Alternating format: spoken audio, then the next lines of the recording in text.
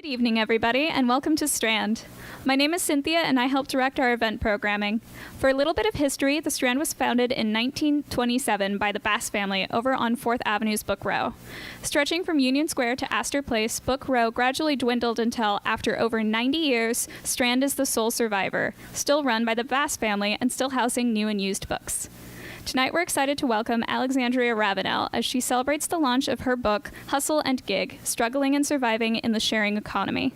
Alexandrea is Assistant Professor of Sociology at Mercy College and Visiting Scholar at the Institute for Public Knowledge at NYU. Without further ado, please join me in welcoming her to Strand.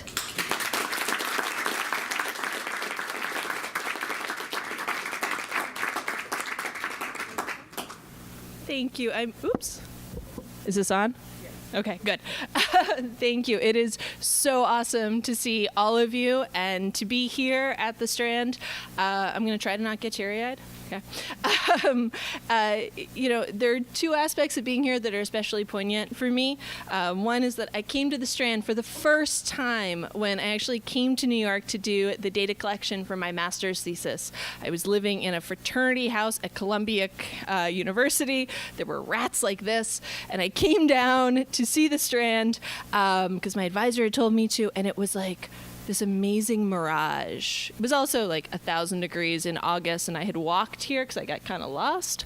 But it was amazing, and I've spent so many afternoons here. And then there's also the aspect that it's been a dream of mine to write a book since I was a kid, since I was in middle school, and I met an author, and it was the first time I'd ever discovered that books are written by people.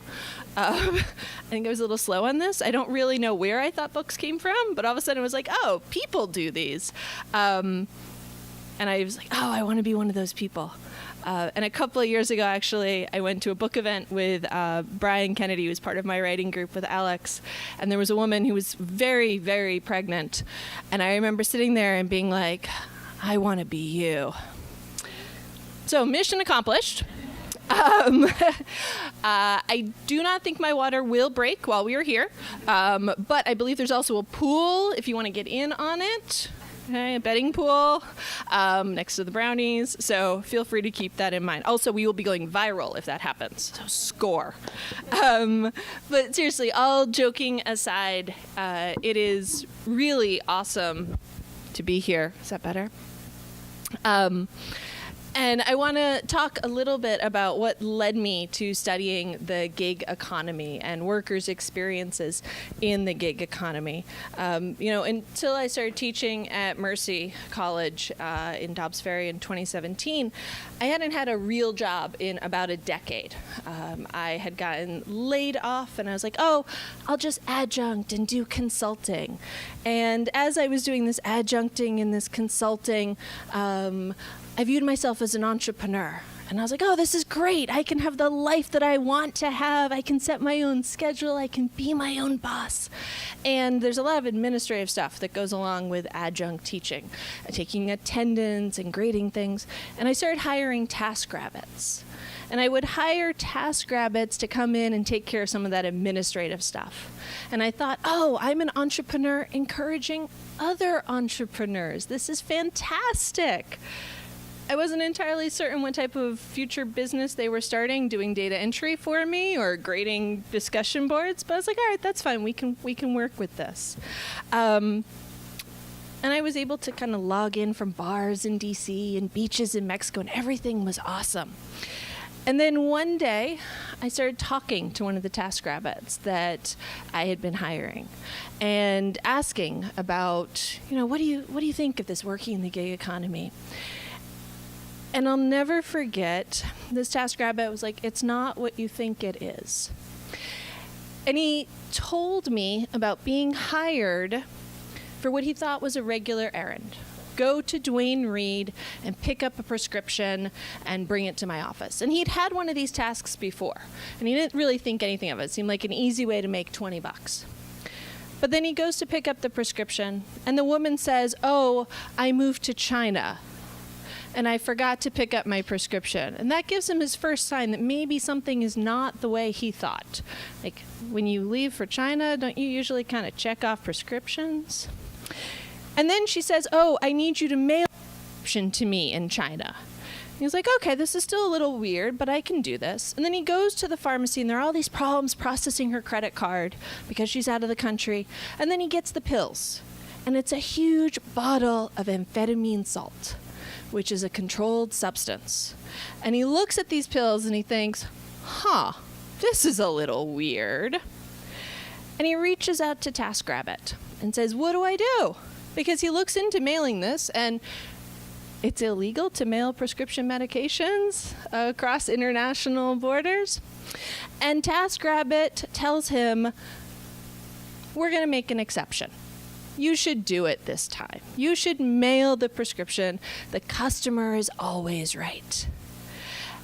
And this is a young guy who has his entire future ahead of him. He has attended an incredibly prestigious university. He has a background in social science.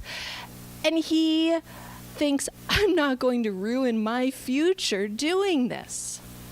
And so for a week, he carries around a huge bottle of amphetamines in his backpack, feeling like he has no other choice, no other option. And eventually he ends up meeting somebody in a local park and handing the drugs off. So now we have a young guy who's now doing essentially a drug deal in a local park. And that is really not what he signed up for with TaskRabbit. And he tells me this story, and then he later on tells me another story of being hired to what he thinks is cleaning out a pond. Like, go, have some yard work. And he goes out to Brooklyn. It's an hour or so train ride out there, and there's a small pond for him to clean. And the guy has nothing. He has no supplies for him. And so this individual, this college-educated, recent graduate, has to take off his shoes and socks and jump into the pond and clean it out with his bare hands.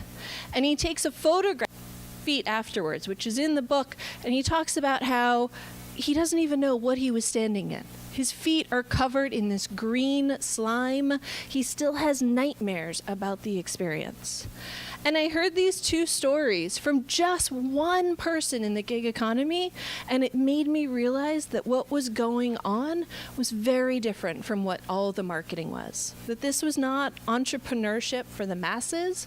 This was not this future idealistic opportunity for everyone, but this was about exploiting workers and putting workers in really risky and dangerous and unpleasant situations, and then telling them they were on their own because they were independent contractors and they didn't get any protections and there was nothing that could be done for them.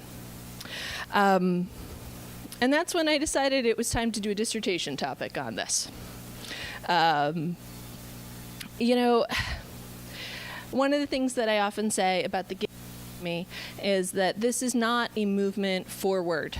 It's a movement going backwards. It is a movement where we are seeing a rolling back of workplace protections, where because workers are classified as independent contractors or 1099 workers, they are not protected against sexual harassment. They're not protected in case of injury. They're not protected in case of receiving sexual discrimination on the job or being discriminated against. They can be fired at will, or as they say in the gig economy, deactivated or removed from the community, which is rather dystopic in its own way, right? Yeah. This peer-to-peer component of the gig economy often means that workers are walking into private homes where there's a stranger who, thanks to the apps, is entirely anonymous. There's a lot of attention paid to protecting the clients. If you take an Uber, you feel confident that the driver has been background checked, that somebody has taken their driver's license, that they've probably even been fingerprinted, and that's even outside New York. In New York, the restrictions are very strict, but even outside New York, there are restrictions. But if you are working on one of these platforms, there are no guarantees about who you are working for. And so one story that actually came up from a couple of different TaskRabbits was that there was a young woman who was hired to clean a boat. Thought, well, this is kind of a weird task. All right, you have a houseboat in New York City, but okay, you're going to pay me. It's a cleaning task. I'll go give it a shot. But she starts getting this really suspicious interaction. And she ends up somehow finding a way to Google this guy. Excuse me. And it turns out that he actually has a background as a sex offender. Yes, and she decides that she's not going to go and do the task after all, because it just doesn't seem wise at that point. Now, this is a story that, as I say in Hustle and Gig, it could be an urban legend, but it's actually a story that's repeated to me by several different participants in the book, which suggests that there is actually something that's going on here, that maybe this was a task that was either posted multiple times, or that this was a sort of urban legend that was shared with a number of different people. Hustle and Gig is, of course, based on interviews with nearly 80 different workers from 4 different platforms: Airbnb, which everyone knows, Uber, TaskRabbit, which is the personal assistant site, and then Kitchen Surfing, which was a rent-a-chef site that very unfortunately went out of business while I was studying it. I had great goals of eating my way through the dissertation. Right? Just hire a chef every week. That's how I'll meet people. And so as a result, these workers are really showing sort of the breadth of the gig economy. We see workers that are part of real high capital, high social investment services like Airbnb and Kitchen Surfing, because workers had to invest. And then we also see workers are able to kind of step into this work just to sort of fulfill a short-term need. And those workers are often going to fall into what I call the strugglers or strivers category. These are individuals who are either very much down on their luck, the strugglers, or the strivers, they're somebody who's trying to sort of supplement their salaries. But regardless of where somebody is in the gig economy, whether they are a struggler or a striver or even a success story, someone who's able to actually create a business and to be successful in the gig economy, often these are people who are Airbnb hoteliers. Even so, all the workers are exposed to risks. And so what I'd like to do is actually tell you a few more of those stories and give you sort of an idea of what you're going to find in Hustle and Gig. And also because I feel like I have an obligation to share the stories of these workers, because the message we're seeing so often in the media is that this is good. This is a side hustle. This is fantastic. This is an answer to the future of work. And in reality, it's really not a movement forward.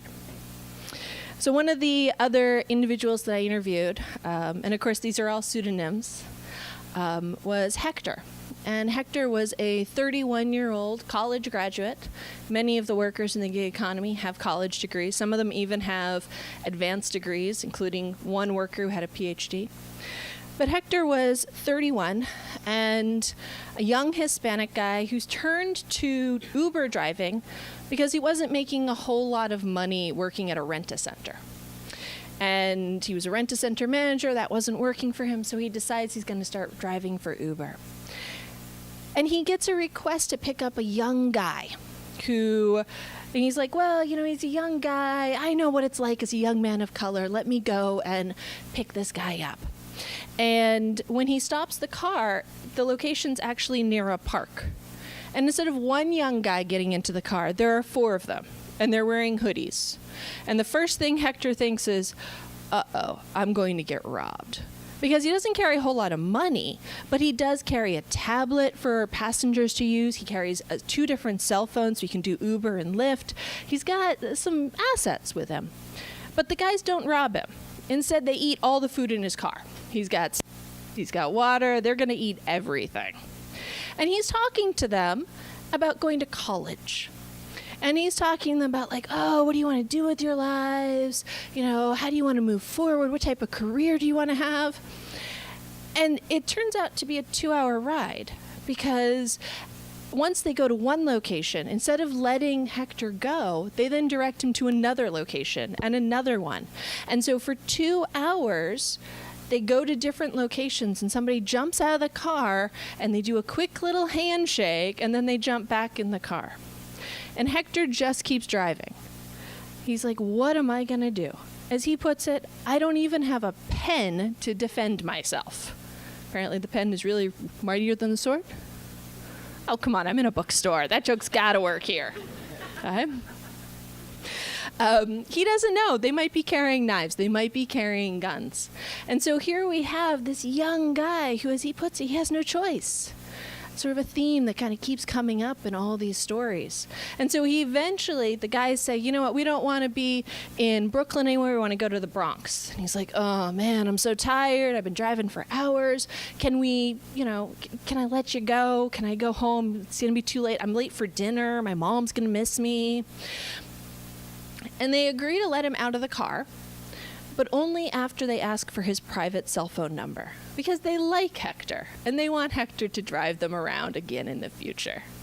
And so he sits there for a minute, he thinks about this, and he's like, well, all right, gives them the cell phone number, which is good. It's good that he doesn't give a fake number, because they immediately call it. And they make sure that it rings and that he picks up, and they're like, oh, okay, it's the real number. And then off they go.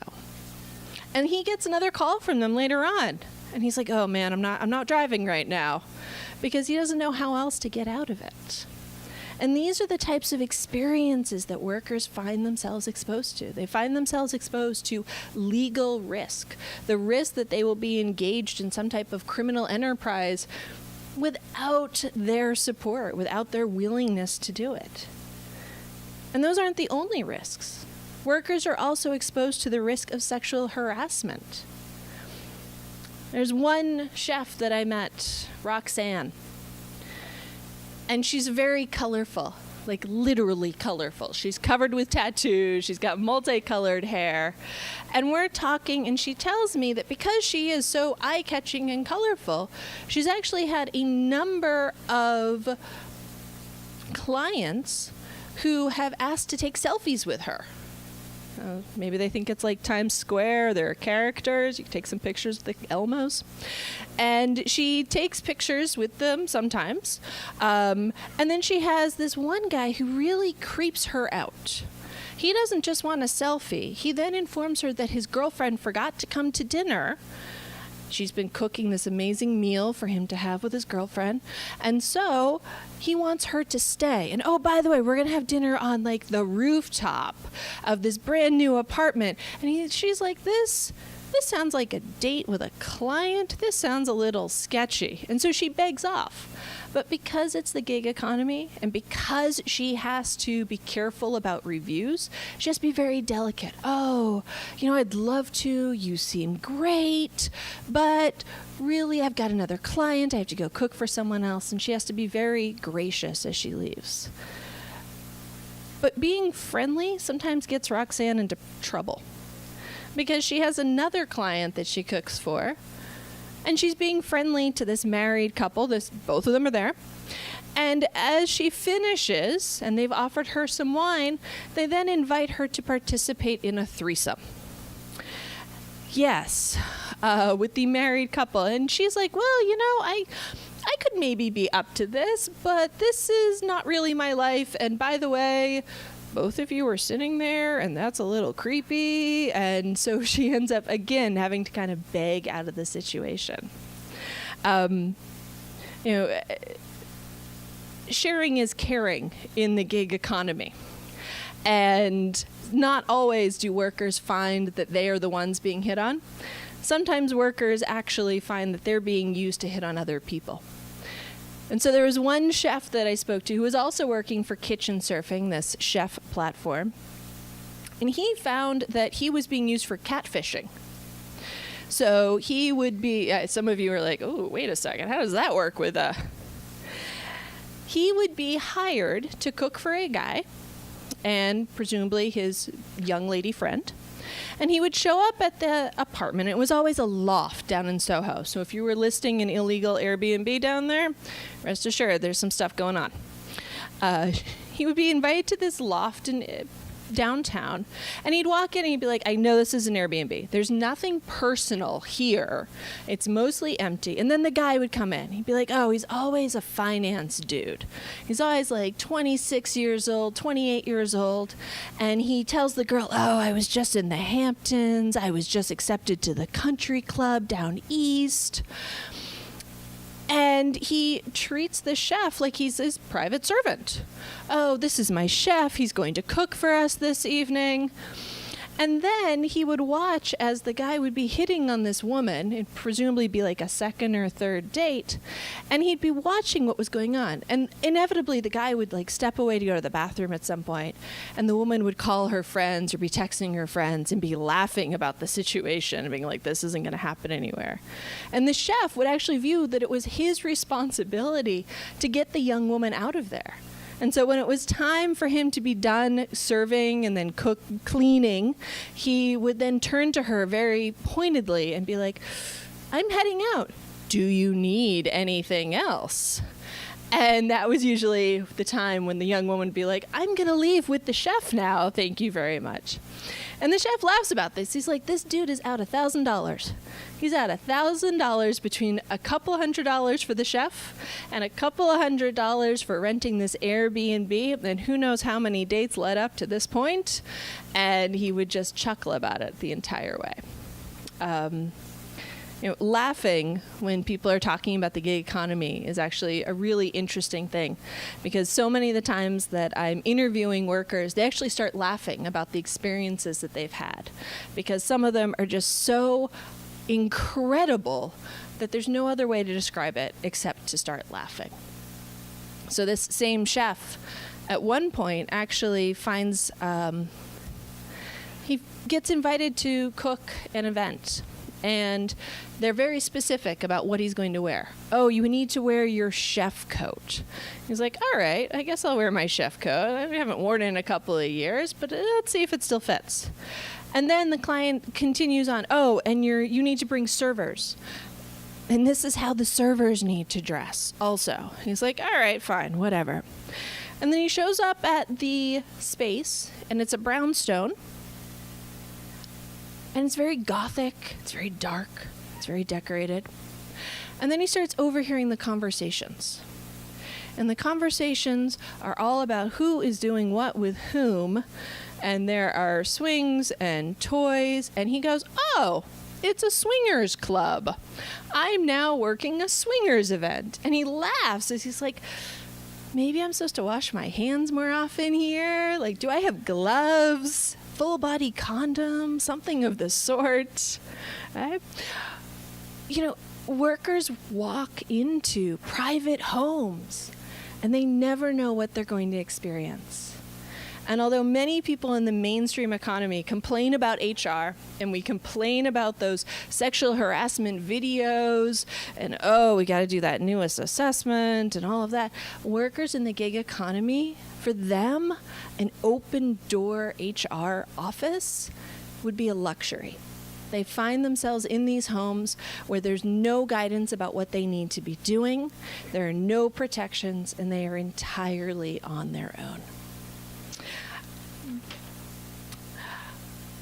The last story that I want to give you before opening it up to questions, so please have some questions,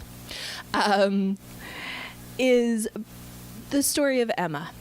And Emma was a recent college graduate and a TaskRabbit. I actually met Emma just a couple of blocks away from here. And when I met Emma, the image that came to mind for me was Tinkerbell. She was one of those women who you look at and you're like, wow, you're so tiny.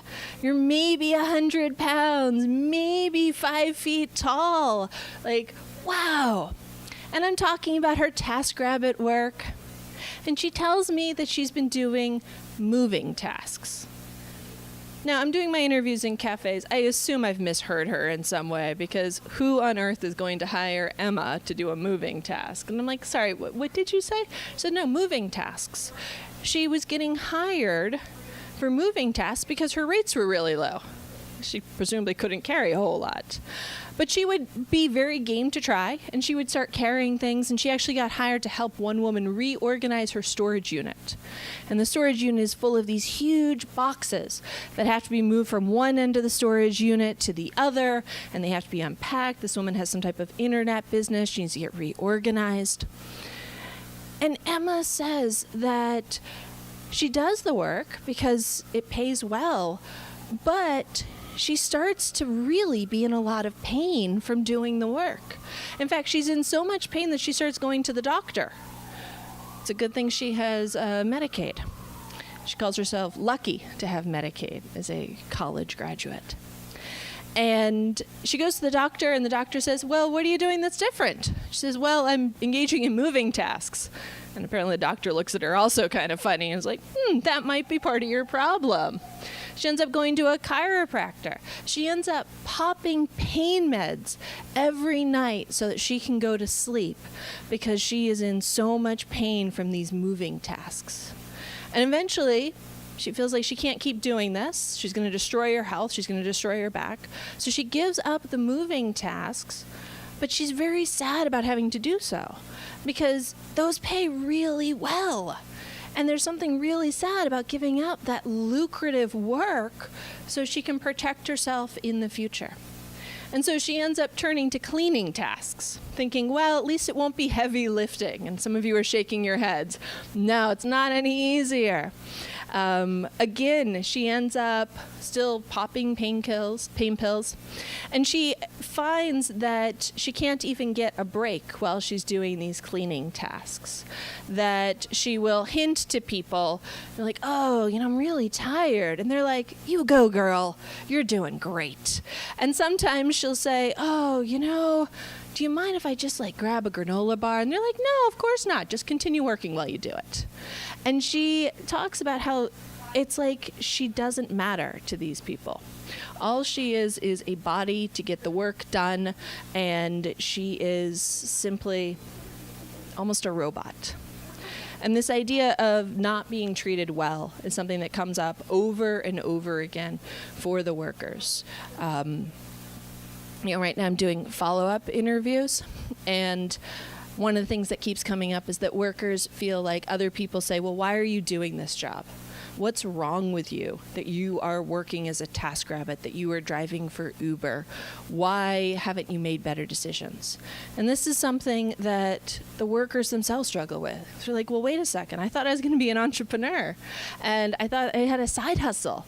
And so why are you treating me like this? I thought this was supposed to be a peer-to-peer opportunity. I thought this was supposed to be about community. And it's really falling very, very short. There was one worker who had an MFA, and she actually was an adjunct. No, it's not me. And she's so ashamed of her TaskRabbit work that she lies to family and friends about doing it. And instead of telling them that she's doing TaskRabbit, she tells them that she was temping that day. Oh yeah, I was working in a law firm.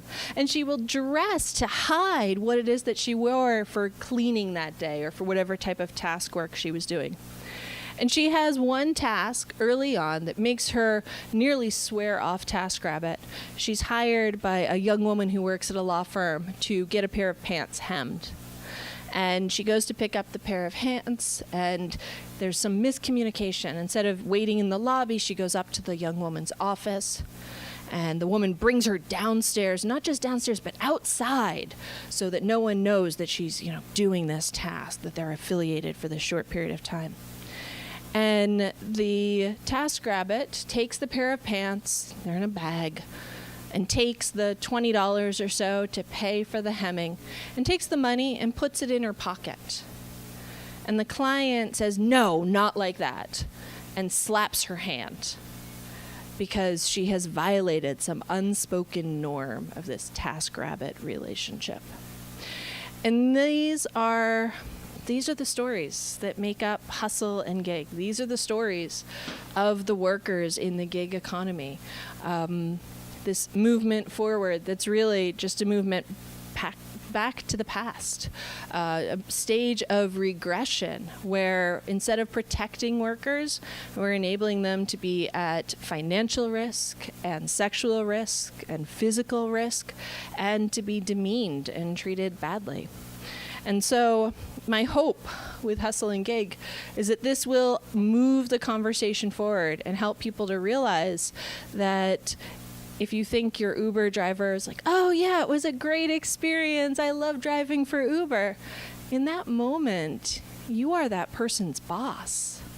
And so the stories that we get from a 15-minute or even 20-minute interaction with somebody in the gig economy, especially when they are waiting for us to pay them and to rank them and rate them and determine whether they're going to be able to remain active on these platforms, is not necessarily the full truth. And so we need new ways to protect workers and to move this conversation forward and to think about what we're doing as a society in the future of work. You know, the gig economy was not supposed to just be a hustle. So thank you. I'd like to open it up to questions and also to sit down before I pop.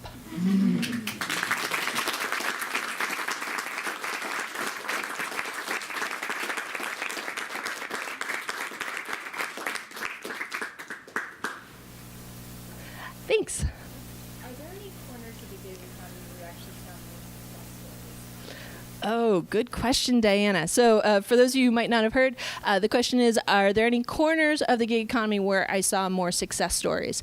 And yes, Kitchen Surfing, the Rent-A-Chef platform, and also Airbnb had lots of success stories. For Kitchen Surfing, a number of the chefs actually identified as entrepreneurs.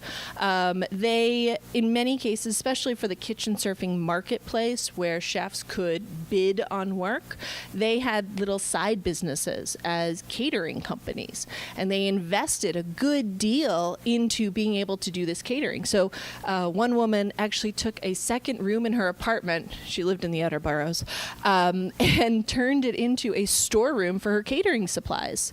And she gave up opportunities to work a full-time job so that she could do this kitchen surfing. The downside, of course, is Kitchen Surfing closed pretty suddenly. And so this woman was left literally holding a bag of catering supplies, and she had lost her back office. She had lost the marketing. She had lost the invoicing. She had lost a lot of resources. So I'm actually working on a follow-up study that's going to look at whether or not those workers are able to be entrepreneurs and continue their catering businesses. And then the other aspect that ends up being very successful is Airbnb. Workers who have $20,000 to $30,000 for startup costs are able to become Airbnb hoteliers. And they are able to rent an apartment, pay a broker fee. You need a broker to make sure you can get an apartment that doesn't have doormen, doesn't have any type of supervision, where the landlord won't ask too many questions, where the neighbors aren't too nosy. So broker's fee, first month, last month, deposit, and then, of course, outfitting an apartment. And so in Airbnb, I found a number of entrepreneurs who were able to do this. The downside, of course, with Airbnb is what they're doing is illegal, and the city may eventually bust them on that. So there's actually still a high level of risk. And Airbnb, of course, also says that these entrepreneurs are actually bad players. So even if you're successful in the gig economy, whether or not you're going to be able to remain successful is kind of questionable. And you can only really do it if you're sort of breaking the rules. Somebody comes to you after they read this book and Uh-oh. asks you proposals, what can you do in order to improve this industry? What did you say? Oh, the question I love. What can we do to improve the industry, to improve the gig economy? Well, the first thing that should happen is that workers should be classified as W-2 employees. One of the platform arguments is, well, you know, workers want flexibility. Yeah, but you know what? You can be a W-2 employee and have flexibility. You can work at a full-time job or a part-time job and leave early some days and work different hours from one week to another. You know, when McDonald's has workers, they expect them to work a flexible schedule and they still pay them as W-2 employees. If they're paid as employees, then they have workplace protections. They are protected against things like sexual harassment to a point. We're still working on that, obviously. But they're protected against discrimination. They're going to make sure they're getting paid a minimum wage. That's the first thing. We should also pay more attention to how the workers are being paid. So a couple of weeks ago, there was a big scandal about Instacart because the tips that clients were paying their Instacart delivery workers were actually being sucked up by the company and used towards the company's labor costs. And so it's best to pay, if you're going to tip them in cash. I'm sure the IRS is not going to like that comment, but at least then the workers will get the money and they can't be penalized. We've also seen the same type of thing where, well, it's slightly different, but where Uber, it takes them a little while sometimes to get the tip to the workers, and other platforms have not tipped workers at all. And so this is one additional option. There's some attention right now to Congress to the possibility of a portable benefits plan. Senator Mark Warner out of Virginia has actually proposed this. The bill has gone through a couple different committees. It keeps being revised. But supposedly this year, Congress will pay attention to possibly launching this and looking at the future of work. And so something else we can do is actually reach out to our representatives and say, this is a problem. We need something done about this. You know, they say that about 3 out of 10 American workers are participating in the gig economy in some way every month. Now, some of that is going to be babysitting, getting paid under the table. Some of it might be dog walking, but some of it's also going to be through these platforms. You know, there are roughly 4 times as many Uber drivers in the U.S. as dentists. We need to be doing something to protect these workers. And probably you need to qualify both the workers and the clients, right? Right. So we also need to have some type of mechanism so that workers know who they're going to be working for. And this would be a really easy solution for the platforms. You know, I was just trying to get Google verified, and I had to take a selfie with my driver's license. There's no reason why the platforms can't require the same type of thing. Instead, what we see is that you can set up multiple accounts. You can use burner phones, and some services like Uber are even launching gift cards. So you don't have credit card information. There's one thing between like, oh, you could use a gift card to do this. Or, sorry, you could use like a cash card, get a Visa, whatever, and then actually get certificates to really hide who's using your service. Uber shifts all the risks. Shifts all the risks to workers and clients. I'm going to bring you to more of these events, Virgil. Yes. In the gig economy, the risk is, thank you, the risk is shifted to the workers and away from the companies. Opportunity to provide education to the workers to advise them about some of the things that happen to their employees. Some sort of education that helps them understand how to work in the gig economy. So the question is there some type of education for workers to tell them what's going on? So a number of workers are actually turning to online discussion boards. There's a Uber drivers forum, there's Facebook discussion boards, and that's often where they find out about sort of some of the risks before they go in. The education done by the platforms tends to be incredibly condescending. So TaskRabbit at various points, if you fell below their metrics, if you didn't accept 85% of tasks, or if you didn't respond to tasks quickly enough, they would send you this quiz that you had to complete in order to be reactivated on the platform. And all my respondents talk about this quiz like you're not even in high school. It's like you're back in elementary school. It's so condescending. Should I accept a task only if I can do it? Yes or no? And they go through this thing out of just pure frustration and anger. And that's what education has mostly been in the gig economy. Could the platforms do more? Absolutely. I suspect if the platforms engaged in too much education, they'd lose a lot of their workers. Because if they actually sat there and said, oh, by the way, you are not going to get paid for your time. You're not going to get paid for travel. You might be sexually harassed. You might get injured on the job. If you get injured, you're entirely on your own. I think suddenly the conversation would change. There's actually a woman who did a dissertation just on Uber drivers. And she found that for many of the drivers, they started off driving, everything was fine. And then as they went on, they kept discovering these new risks. And this is part of why Uber has about a 97% turnover rate each year. Because you start driving and then you start to realize, oh, people might pee in my car. People might touch me while I'm driving.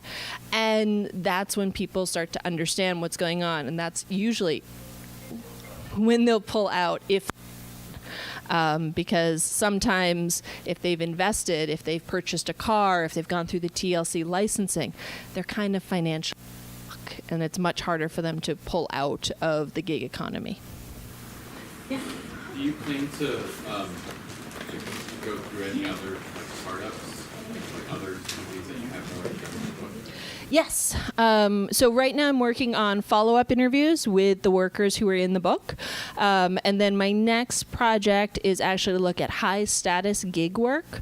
So platforms that actually allow workers who are extremely well-educated, we call this McKinsey Light, to engage in gig work. And so the question is, if you're able to do business plan development or document review and make $150, $200 a night, or $200 an hour, is the gig economy going to work for you then? My guess right now is that it actually serves as a way to kind of scratch the entrepreneurial itch. And so workers end up doing this as kind of a part-time thing instead of actually starting their own businesses. Because this way they're able to kind of keep their full-time job and still have a little outlet for like creativity and opportunities. So it's like kind of like things like Upwork and brand design and things like that? Even bigger than Upwork, yeah. I don't want to tell the platforms which ones. But yeah, essentially the ones where you can get away with charging $300 an hour, and you're working for major corporations, and where they market the fact that, yeah, you actually work for McKinsey on, as your real job. Yeah. Yeah.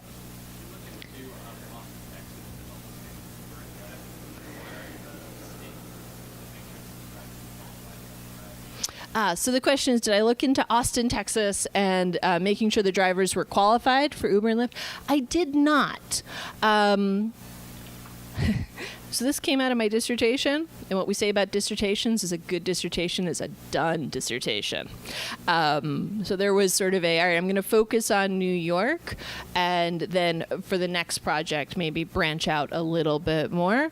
But that's definitely something I thank you for bringing it to my attention. I should definitely look into that more. I do know that here, how are those restrictions different from in New York? So they wanted Austin to pay to do the background checks on the drivers. So then they said, well, then we're going to pull all support for Uber and Lyft in Austin, Texas. A whole bunch of engineers created their own ride-sharing program where the proceeds go to public transit. God, can you imagine if we did that here in New York? Instead of this like $275, $250 surcharge that's on taxis right now? I think the idea of rideshare that benefits public transportation is awesome. And I also think the idea of co-ops are fantastic. My one regret is that I don't get to cover that in the book. So no, that sounds like a good, fourth project. Yeah. Yep. Yeah, so I actually have two questions if you don't mind. So I think it's safe to say that we live in a society with a capitalist system where people's identity is tied to their job. And all of that is also tied to their life identity. Your life identity too. And also how you yourself, and also how you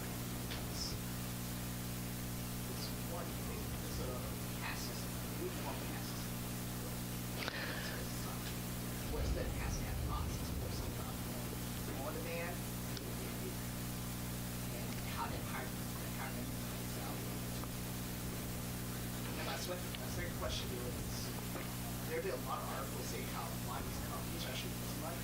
So I think basically this is a fight for IPO. And the financial companies came out there and hemorrhaging billions of dollars. And a lot of these companies are getting a lot of capital. They might have owned it, they're hemorrhaging money. I think we'll talk about something.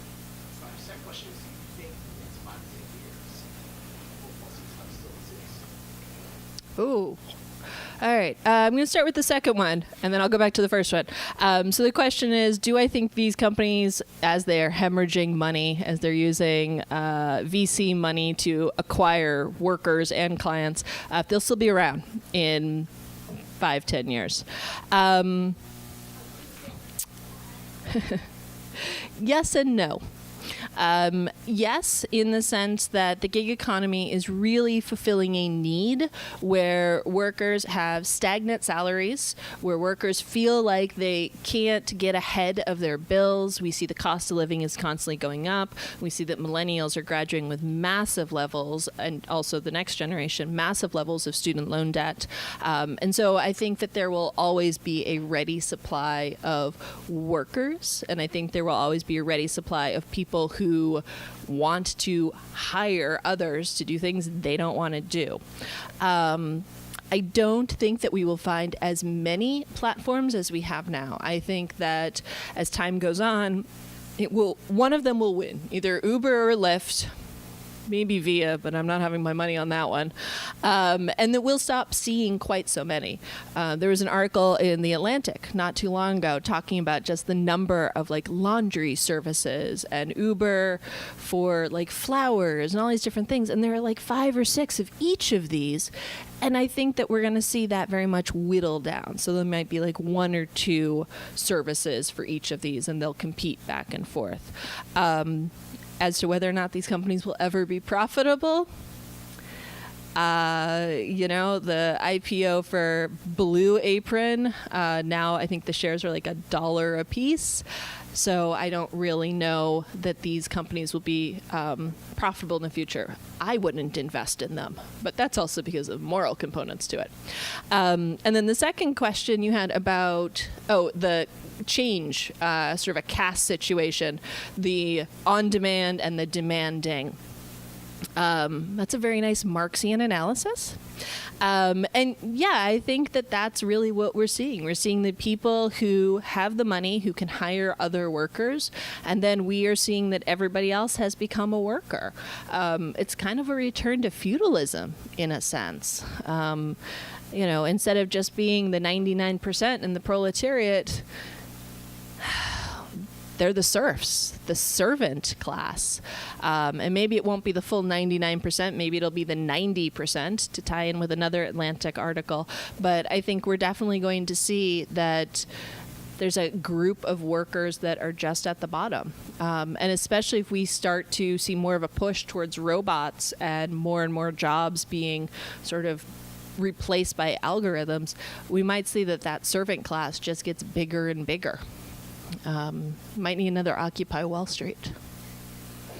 Yeah. Any more? Yep.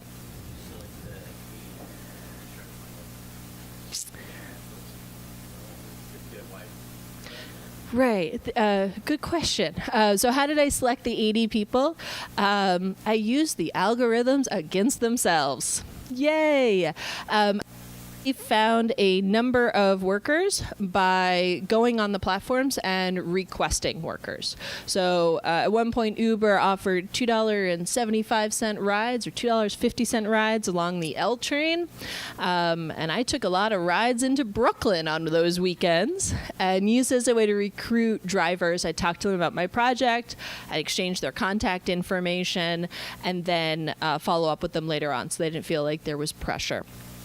I also would go on things like TaskRabbit and kitchen surfing, and I would request chefs. I would pay for things, and then usually I'd have somebody do like a really simple errand, like drop something off at Goodwill, and then I would talk to them about my project when they showed up and afterwards, and then I'd follow up with them. Again, I want to make sure that nobody feels like they're being pushed into doing work.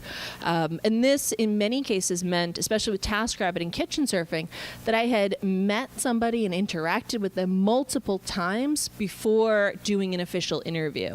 And then when I did the interview, I provided munchies. I usually did at a place that was convenient for them because I wanted to make the person feel comfortable and to know that they were the expert. So much of this gig work is really demeaning and soul crushing and bad for someone's self-esteem. And so to be in that position where somebody is listening to you and where you are the expert, it's empowering in any type of ethnographic interview, but especially for gig workers. Fortunately I had no budget. So for Airbnb, I did not have to rent a bunch of apartments because that wasn't going to happen. But they did have a contact the host, which I believe they've sort of deactivated because of people like me. So I would send out messages through the Ask a Host, and I would talk to them about my project. And I discovered that they try to hide your email address and contact information. Yes. So I did a whole lot of like a Ravenelle at the email service that begins with the same letter as grass, green, and gold. And then people would follow. They get back in touch and tell me they were interested or not interested, or they'd just ignore me. But that's how I ended up with the 80. And I kept going until we hit what we call theoretical saturation. So I started hearing some of the same stories from workers. A lot of workers worked for the same group or like repeating of like bad situations. Hi. Get any sense from the 80s, I think really they were taking any organised labour like they No, nobody seemed to be involved in any organized labor. Part of the issue is that independent contractors cannot organize because of like weird rules that we have here in the U.S. There were a couple of workers that I spoke to who actually suggested that they might create a group in the future. They wanted to organize, they wanted to unionize, or they wanted to create their own platform that would be worker driven. But that was sort of the extent of it. For a lot of them, they were just hustling to get by. And so there wasn't really time to organize and sort of plan for the future. It was all about, can I pay my bills this week? Can I feed myself? Yeah. But I do think that there's an opportunity there. There's a domestic workers alliance in Brooklyn that's had some luck doing platform, sort of co-op platform for nannies. There's still some problems with the model, but I think that there's an opportunity there if someone wants to get out and start doing organizing with these workers. Yeah. Hey.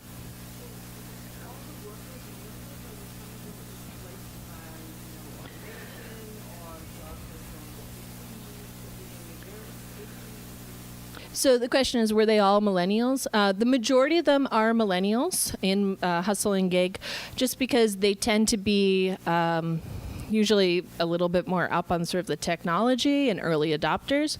But about, see if I remember the number off the top of my head, I think it was about 25% actually ended up people past about the age of about 45.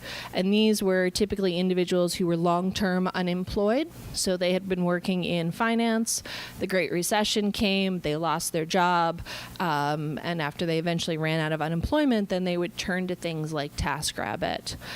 There was one guy who had actually been a professional gambler. Or as he put it, sports arbitration. Yeah, and his daughter was going to college. They shut down the off-track betting, and they closed down some of the sports betting and like online poker, the bank transfers. And so he turned to driving for Uber. And his wife was so embarrassed by it. She would tell him, don't tell people you drive for Uber. Like, don't bring that car when we go to dinner. And especially for some of the older workers who had turned to the gig economy in this moment of desperation, they actually experienced a high level of stigma from their loved ones and from other people. It was, well, what are you doing? Like, why are you doing this? This isn't, you used to wear a suit to work. Why are you driving for Uber? Why are you cleaning houses on TaskRabbit? So their stories were especially sad. Yeah. I think we've got time for maybe one more. Or you just all want brownies. What was your favorite part of writing the book? Being done.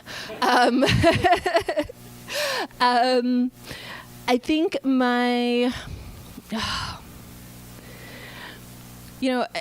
when I was first doing the writing, I complained to people on my committee that I had one of the most depressing dissertations ever to come out of the CUNY Graduate Center. And then somebody pointed out that people were still studying the Holocaust. And I was like, okay, not so depressing. But I think the part that I really enjoyed was actually getting to talk to the workers. And that, of course, happened way before I knew it was going to be a book. At that point, it was just let me get out of grad school. But people let me into their lives. And I love stories. I started in journalism before I moved into sociology and nonprofits. And to be really just told what was going on with someone and have them open up to you and tell you just these crazy stories. And some of these stories were awful crazy. Like the individual who is hired to take photographs and... And then it turns out what he thinks is supposed to be LinkedIn headshots, the woman actually wants dating photographs. So she shows the dating photographs that she has right now on Twitter. Wrong platform.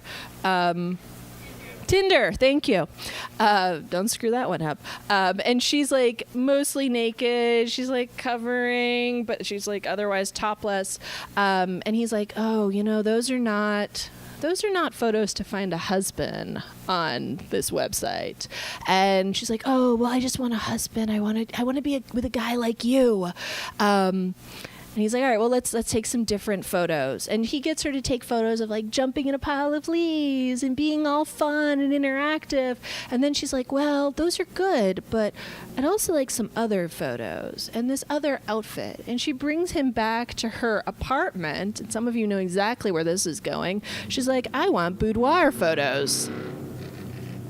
And he's like, I don't take boudoir photos. I have some TaskRabbit friends I can refer you to. They'll take some naked photos of you, but not me.